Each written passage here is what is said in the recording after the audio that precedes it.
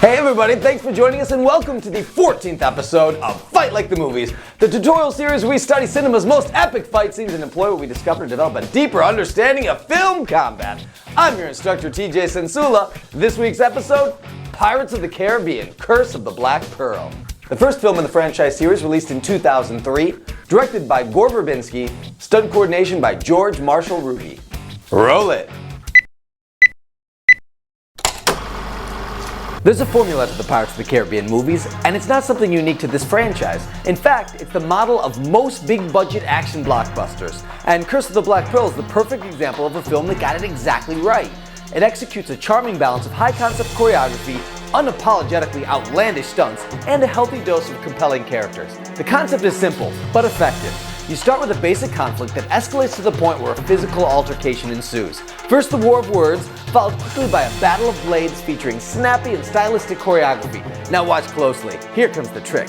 Raise the stakes. Once we've had our fill of fighting on foot, make the sword spark! The truly masterful aspect of this stunt-filled spectacle is the continuous character development, employing the action to not only excite, but also to reveal more about who these people are. Next, raise the stakes. As the novelty of sparking swords cools down, add a few more weapons, impose a series of physical obstacles, and pull the carpet right out from under them. Let them teeter-totter back and forth on a makeshift seesaw, all the while trying to kill each other. Different movies, different scenes, different circumstances, different stunts, different stakes, different characters, same formula. Why? It's a winning recipe. It's the audience's insatiable appetite for action, and it's the business of big-budget blockbusters to burst our bellies like an all-you-can-eat buffet. What comes next? Raise the stakes. Raise everything for that matter. A cool if semi-predictable stunt leads to a funny if semi-predictable consequence that culminates in the fight's highest point, in this case both dramatically and literally. Do battle on the narrow beams of the rafters. Once the stakes reach their pinnacle comes the final play, the reversal, or the twist. This time in the form of cheating on the part of the dishonorable pirate character, and the reveal of a pistol with which he could have used to end the fight at any point if he felt he needed to. To quote movie critic Elvis Mitchell, this film floats one of the least posed and thereby most important cinematic questions of our time. Can a movie maintain the dramatic integrity of a theme park ride? In the case of Gore Verbinski's film, the answer is sure. Let's meet this crew of scurvy sea dogs.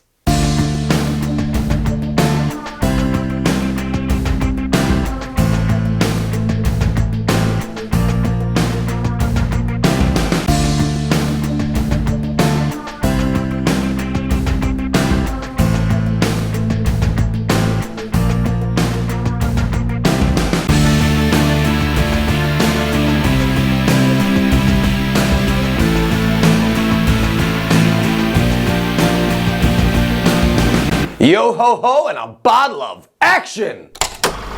I knew this fight with the class was going to be a lot of fun because a pirate cutlass is a highly maneuverable and versatile weapon. My main goal with the choreography was to create something that was all over the map in an exploration of timing and tempo. If you imagine your attack like musical notes on a scale, your basic attack is the tempo of a quarter note. So you put a few quarter notes together, you have what amounts to a song. But most songs don't just hit that same tempo all the way through, or it starts to get a little bit boring to the ear. The same thing is true of a fight. If it's on that same beat non-stop, it's boring to the eyes. So with the pirate cutlass, because it is so flexible, you have some attacks that can take the span of a whole note with spins and other flourishes and embellishments, and you can have some attacks that are actually in cut time, like eighth notes, where you can do multiple intentions on a single step. What makes it such a great fit for summer blockbuster movies like Pirates of the Caribbean is there's a lot of room to work to push things to their dramatic extreme. So you could have moves that maybe wouldn't be your common everyday, I'm gonna stab this bilge rat trying to jump overboard onto the ship, but you can create some sustained drama with some really cool series of moves linked together and then push them to raise the stakes constantly. So you can root your foundational techniques in reality and then let it escalate to heightened climactic circumstances like your sword is on fire, or you're fighting cursed skeleton monsters, or you're in the middle of a maelstrom. It's these kinds of things that make these movies not only exciting to watch as audience members, but exciting to make for the filmmakers.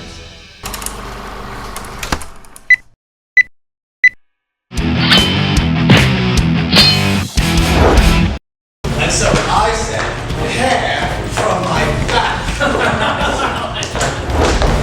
We'll be taking that, Jack. I don't think so, mate. Drop it. Put up a compelling argument. I have reconsidered, and my answer is now, I don't think so, mate. Get it, boys!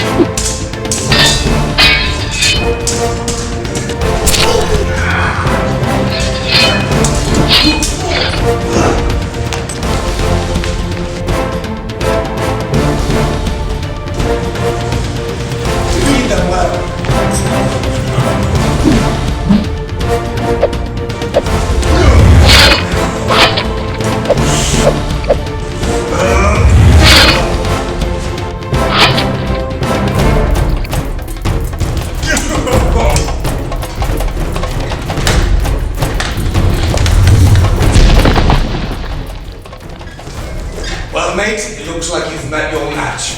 Now, I suggest you get back into that little boat of yours and sail off into the sunset. Elsewise, I'm afraid I'll have to give you the business end of my cutlass, savvy? Today is the day you will always remember as the day you almost defeated Captain Jack.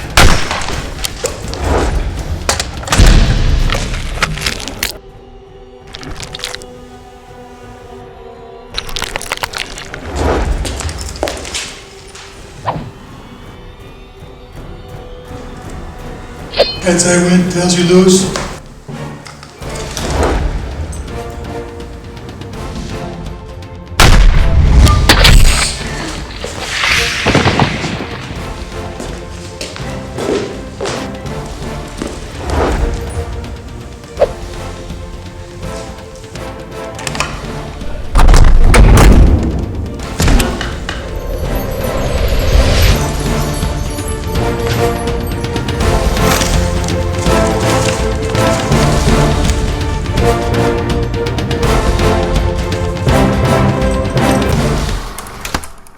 I want to thank Taylor Jeffers, Brandon Pugmire, Matt Fronta, Jason Wilson, Captain Tony Raddick, and the entire Raddick clan for an awesome after-hours shoot. It's a pirate's life for us, and that's a wrap. Ahoy there, you scurvy bilge rats! This is your captain speaking, Captain Jack Sparrow, and you are under strict orders to like, subscribe, and share this video with all of your crewmates. You can also follow my good friend TJ and keep up with all things Fight Like the Movies by signing up with TwitFace or InstaTwit, or whichever. You know what we're talking about. At Warrior Showdown. If you've ever fancied sword fighting and you want to learn how we do it in the movies, why don't you go to Swordplay Studios Wednesday night, 8:30 to 10 in the PM. I have it on good authority that all skill levels are welcome. So go ahead, cross blades with a pirate, and then afterwards, drink up me hearties, yo-ho! Savvy? And cut.